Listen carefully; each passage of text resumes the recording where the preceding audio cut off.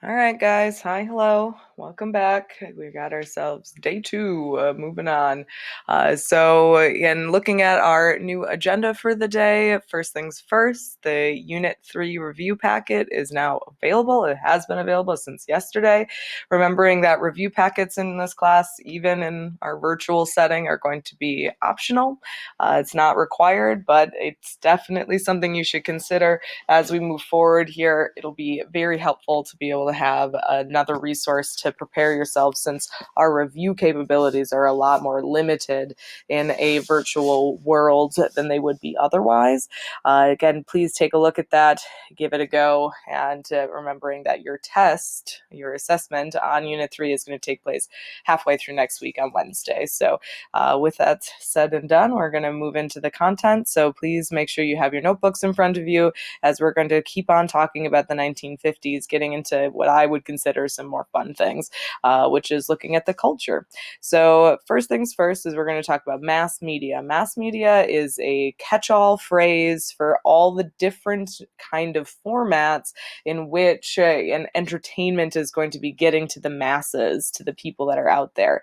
So we're going to start by talking about television. Television, of course, is integral to your day today. At this point, watching TV is probably one of the big things that you do to fill your time. But in the 1950s, this is brand new. We've got a new kind of technology, a new type of entertainment that becomes much more important to the daily life of Americans. And it sparks a growth in all kinds of different types of entertainment: radio, movies, music, all of that stuff. Remembering that the 1950s is both a time of economic prosperity as well as a change in the way that we live our lives. And culture is going to be a big part of filling in these new openings, and we have the capability to access that sort of stuff. So TV in the 1950s is something just like any of our other medias are going to be monitored. The FCC, or the Federal Communications Commission, was created to regulate and license mass media industries because television sparked this intense growth, and we needed to be able to keep track of what is being shown, what kinds of things are getting out to the American public, so on and so forth. So the federal government will have a hand in controlling some of that stuff. Some of the things that television is going to introduce to us, which is very new and exciting, is on the scene news reporting and interviewing. Remembering that the major form of entertainment before this is going to be the radio. That's just sound.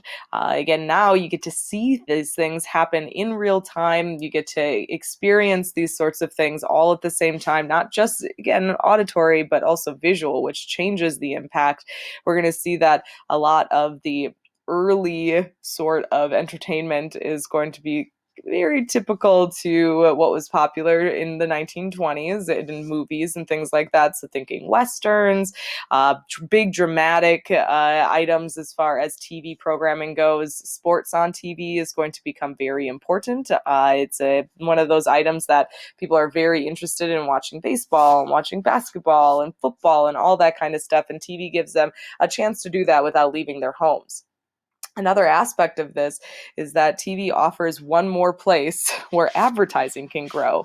Again, with the TV commercial, you're going to be able to reach huge new groups of people with new products. Again, yesterday we talked about the change happening in the overall economy, going more towards service jobs, white collar jobs with like advertising and things like that. And TV provides a good platform for them. Also, TV Guide is created to keep everyone informed. The TV Guide, of course, let people know when things were going to be on television, a lot less options back in the 1950s, but also offered one more place where advertisers could get their message out, get their products out to the people. Kind of a fun sort of how does it impact the day-to-day of Americans is that TV creates a whole new subgenre of products, of different types of experience. The idea of a frozen TV dinner, having TV trays, the living room becomes kind of the center of life for American families. It's where everyone gathers and they spend their time, which of course prior to this had been very different, again, overall. When we look at original television programming from the 1950s. It's important to keep in mind that we are living in a time where there is a specific image of what America is going to look like or what we want it to look like. So when you look at these shows and you look back at these shows, which is something your assignment is going to ask you to do, you're going to notice some pretty glaring issues, specifically thinking in stereotypes. Women in pretty much all of these television shows are going to be portrayed as ideal mothers, homemakers, and if not, they were made a laughingstock of. I Love Lucy is a good example of this. Again, the traditional housewife who makes silly mistakes, and that's because she's a woman living in the 50s, and that's something that is very entertaining to people. Minorities also are going to, when they show up, which is not often, are going to be showcased in pretty stereotypical roles in menial jobs, as the housekeeper, as a cook, as someone who just comes in and out, says a few things, and then is not part of the main narrative. Pretty much all of TV programming in the 50s is idealizing white America. American dream, that classic suburban family living out in the suburbs. It doesn't talk about poverty. It doesn't have any kind of diversity. It omits any kind of major conflicts. Most of the television is, again, meant to entertain or to inform about the news. And they really don't want to, again, force people to feel or think too deeply with this kind of programming. If they did get into that kind of stuff, a bit more dramatic or so on and so forth, it's usually going to be about glorifying like historical conflicts, westerns in particular. The magical image of American West with the lawlessness and the cowboys and the Indians and all that kind of stuff, very appealing to Americans because that's about as close to anything controversial that they want to get at this moment in time. So, with the rise of television, of course, you have to talk about radio. I mean, 1920s, the radio was the most important thing. Even into the 30s, it was something that people sacrificed other expenses to be able to keep their radios and to be able to experience those sorts of things. So, even though television is on the rise, radio is going to do a good job of adapting to fill the voids, the things that are missing from everyday television programming. They're going to turn to local news, again, to weather, to playing music for everyone in a more, again, approachable or easy to access sort of way. It's the basis of modern day radio, is the change that happens here in the 1950s. Podcasts, things like that, all are going to come from this change here overall. The other item that is coming up against the big bad TV in the 1950s is movies. Movies throughout the 1930s into the 40s were very important. Again, another aspect where Americans were willing to sacrifice other parts of their lives so they could still keep going to the movies. But movie goers dropped by half in the 50s. So movie theaters and, again, the big Hollywood studios had to come up with new gimmicks to get people back in the theater, back to watching movies. So they changed the size of their screens and the capabilities. Of course, seeing the rise of the drive-in, which are these massive screens where you can use your car and you can go and check them out.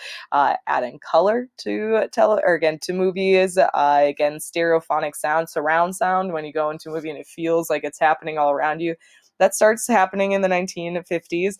They do try some things that don't make a big lasting change, which is like smell-o-vision or aroma-rama, where they pipe in smells into the theater to make it like a 4D experience, which is a very interesting idea, but ultimately not something that is going to catch on.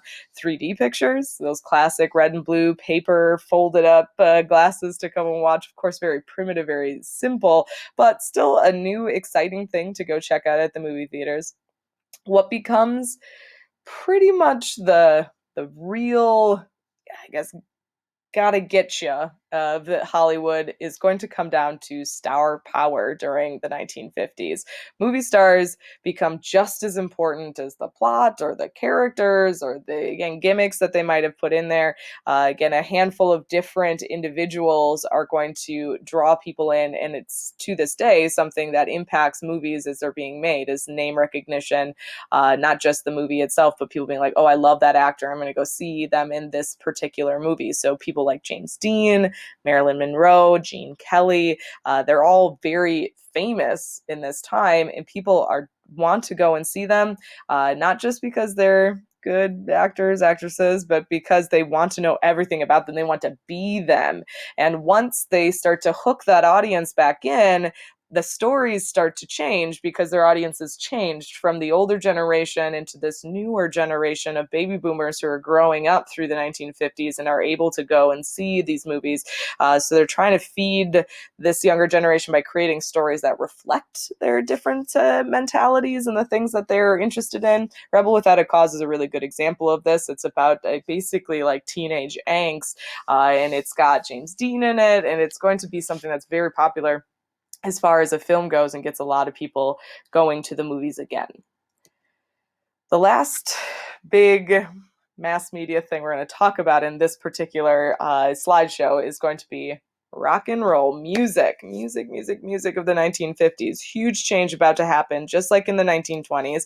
The person who we can look back to and give some credit, you got to give a shout out to this guy overall when it comes to the development of rock and roll, is a guy by the name of Alan Freed. Alan Freed was a white radio disc jockey from Cleveland, Ohio, and he was a guy kind of a finger to the pulse, figuring out what new music is out there. And with his position as a radio DJ, he was able to start choosing and picking the kind of music that he played for his audience. And he decided he wanted to play this new sound, which is rock and roll. Technically, he's accredited with giving it its name, describing it as it rocks and it rolls. The audience that he was playing to in Cleveland, Ohio were mostly white, but most of the music, without the audience knowing, is made by African Americans.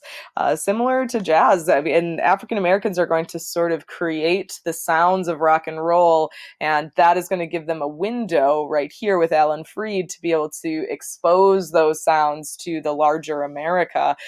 Richard Penniman, Chuck Berry, Bill Haley, and his Comets, Little Richard, these are all really famous rock and roll musicians that at that moment in time were only known to other African Americans, but Alan Freed is going to give them this window to start to expose the sound elsewhere. And again, if you know anything about rock and roll, what makes it different is the electrification and the amplification of music that already existed. So playing off of rhythm and blues, playing off of jazz, and taking those instruments and plugging them in and turning them up, and that creates a much different sound to what traditional music, again, that people still were listening to at that time, were, again, used to hearing. And the rock and rollers, as they start to kind of figure out their sound and figure out how to incorporate these different elements, are going to rely heavily on heavy rhythm. So thinking about, again, loud drums, simple melodies, simple lyrics, things that are easy to memorize, easy to sing along to.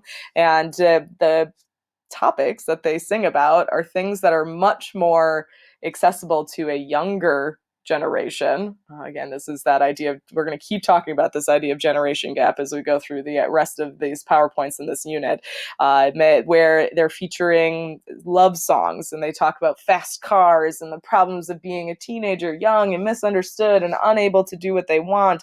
And it really appeals to that younger generation, and it's loud and it's, again, pulsing, and it's all this got cool stuff going on. And ultimately, that's going to cause a further rift between the young and the old. But before we get there, because of course, this is still pretty small scale when we're thinking these African American musicians, and they get this little window, teeny tiny little window, to be able to express themselves and go forward here.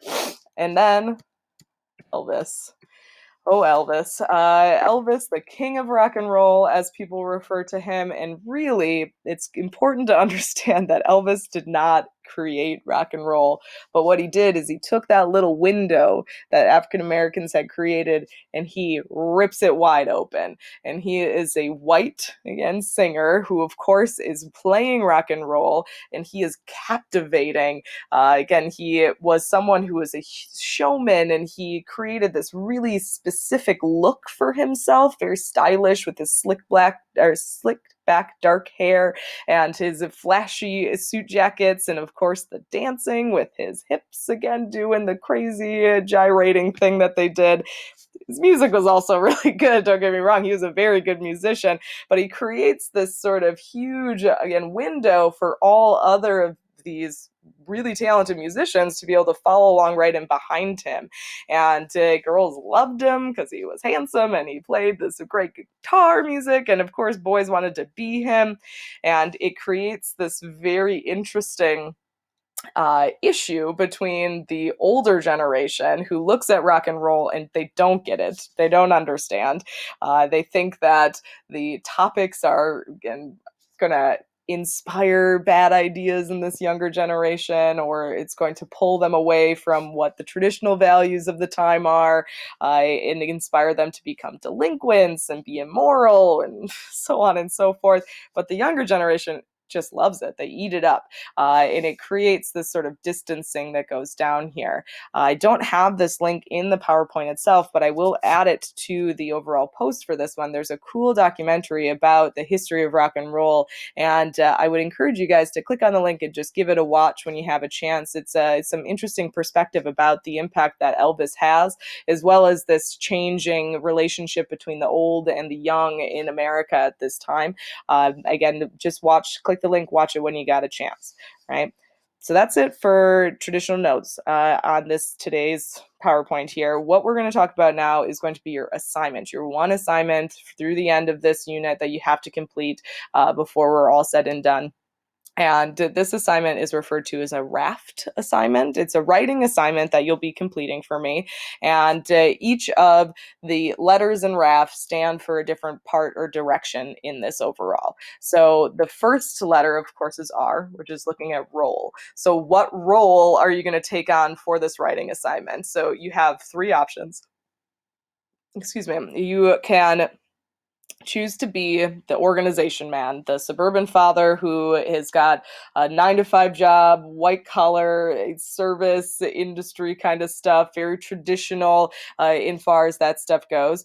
You could look from the perspective of a suburban mother, again, thinking housewife, homemaker, again, still very traditional in their approach, again, having particular skills and expectations. Or, in which most of you guys will probably do, is you're going to choose to write from the perspective of a teenager in the 1950s, again, living in the suburbs, a young person who is experiencing this fun stuff all in the moment, right? The A is audience. You're all writing to the same basic, vague group of people, which is going to be 1950s American public. The format, okay? So this is where things get a little bit more specific, I suppose. What you're going to do is once you've chosen the perspective you're writing from, you're going to be writing up a short paragraph review basically for a newspaper. So you're going to see there's a template that'll be on Classroom, which you can edit to your heart's content. You're going to create a title for your newspaper, a title for your article, a byline, which would help me understand who you are. So it should have name of your person as well as an age. So I know if they're, again, a man or a woman and how old they are. Then, of course, there is a short little article that you'll write up. It has to be 250 to 350 words, and you're able to do the word count on this document. So you got to talk about the who, the what, the where, the when, the why. You'll have to, again, drag and drop or create an advertisement. So you have to find a product that is important in the 1950s or just created in the 1950s. If you pull it offline, you do have to drop a source on there for me. So please don't forget to do so. And the topic of your overall article is a critique or a review. So what you're going to be looking at are looking for between now and the due date is you could find an episode of television to watch. You could watch a movie from the 1950s. You could listen to a clip of a radio show, a poem. You could read a book if you were really feeling motivated. You could listen to a record. And when I say a record, back then, again, our little 45 LPs, they had one song or two songs on there. So choosing an artist that was popular at the time and reviewing what that song was like. All of this stuff can be found online in lots of different places. YouTube is a good place to start, I would suggest, right? The full assignment, including a template, which you have to edit and create yourself or write on yourself, is on Classroom, posted alongside with this PowerPoint, and it is due by Tuesday, the 24th. Again, I have more details on submission and stuff on the next slide. Again, that picture on here, of course, is Elvis performing for a large group of young people. Very fun and exciting. Again, if you've never listened to Elvis, it's definitely something you should consider doing for this particular activity. So, final slide, just like our other, again, lectures and PowerPoints are going to always be, is work to be completed. So, again, keep checking Classroom every day. There'll be something new for you to check out for American Studies. Work to be completed by Tuesday, the 24th at 3 p.m. Your raft assignment.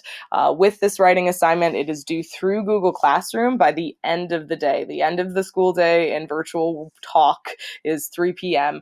So please make sure that you're getting that finished for me. Optional, also due by the 24th at 3 p.m. is the Unit 3 review packet if you're going to do it. It's electronic.